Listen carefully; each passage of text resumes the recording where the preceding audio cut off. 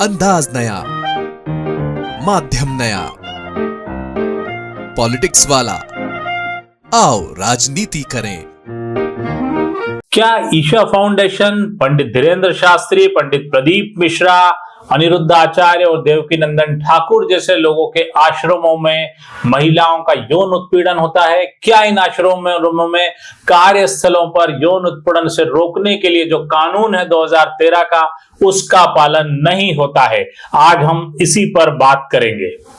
नमस्कार, पॉलिटिक्स वाला के इस विशेष प्रोग्राम में आपका स्वागत है। आज हम बात करेंगे एक ऐसे आध्यात्मिक संगठन की जिस पर आरोप लग रहे हैं यौन उत्पीड़न के, खासकर उनके यहाँ काम करने वाली महिलाओं के या उनके समर्थकों के यौन पीड़न के। दरअसल जग्गी वासुदेव के संस्थान ईशा फाउंडेशन के खिलाफ ये याचिका लगाई गई है।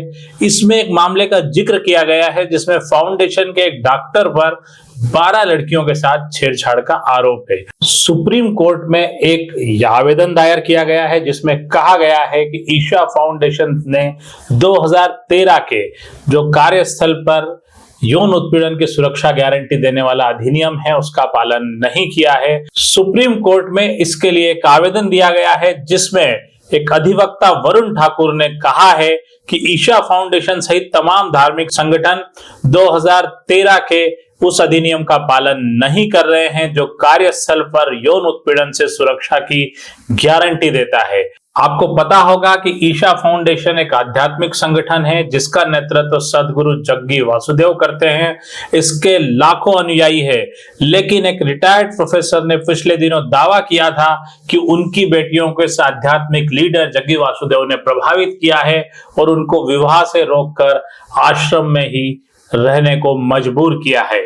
इस पर मद्रास हाई कोर्ट ने टिप्पणी की थी कि आपने यानी कि जग्गी वासुदेव ने अपनी बेटी का विवाह करके उसे सेटल कर दिया और दूसरे की बेटियों को विवाह से रोकने की सिफारिश या उनको इस तरह के बयान या इस तरह की आध्यात्मिक बातें आप क्यों करते हैं? अपनी बेटी बेटी है, दूसरों की बेटियों के लिए अलग नियम, ऐसा क्यों? इसके बाद ओबीसी महासभा ने जो आवेदन दायर किया है उसमें कहा है कि ईशा फाउंडेशन सहित तमाम धार्मिक संस्थाओं में यौन उत्पीड़न अधिनियम का पालन नहीं हो रहा है।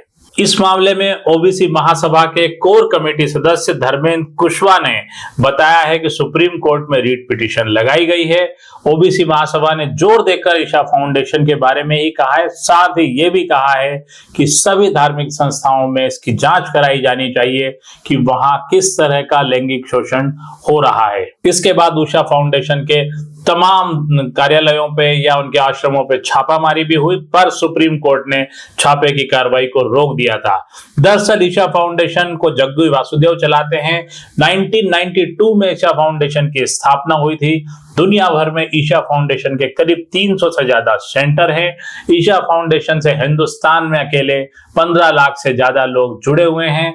यह संस्था योग, पर्यावरण और सामाजिक कार्य के क्षेत्र में सक्रिय है। ईशा योग केंद्र कोयंबटूर में स्थित है। यहाँ पर 112 फीट की ऊंची आदि योगी शिव की प्रतिमा है और इसके बारे में कहा जाता है कि ये दुनिया की बड़ी प्रतिमाओं में से एक है।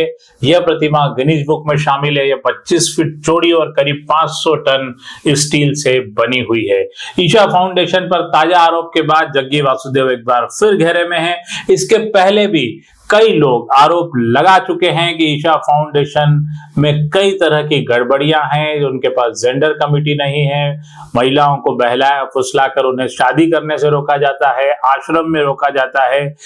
लेकिन पहली बार हाई कोर्ट में इस तरह की याचिका दायर हुई और अब ओबीसी महासभा ने सुप्रीम कोर्ट में ऐसा आवेदन दिया है कि ईशा फाउंडेशन की जांच की जाए।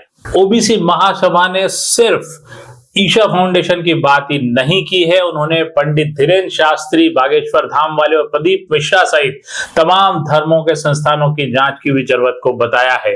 धर्मेंद्र कुशवाहा ने कहा है कि जब इतने बड़े संस्था और संस्थान इसका उल्लंघन करते हैं, यानी कि ईशा फाउंडेशन तक इसका उल्लंघन करता है, तो छोटे मोटे कथावाचक क्या करते होंगे।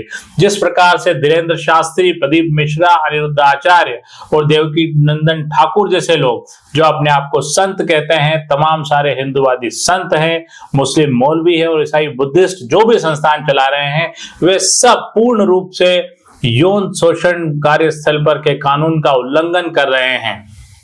एक पिता के अपनी बेटियों के बंधक बनाने और उसके बाद सुप्रीम कोर्ट में तमाम धर्मशास्त्रियों के खिलाफ याचिका के बाद इस मामले की सुनवाई का सबको इंतजार रहेगा। आज के लिए इतना ही। अगली बार फिर ऐसे ही किसी विषय के साथ आपसे रूबरू होंगे।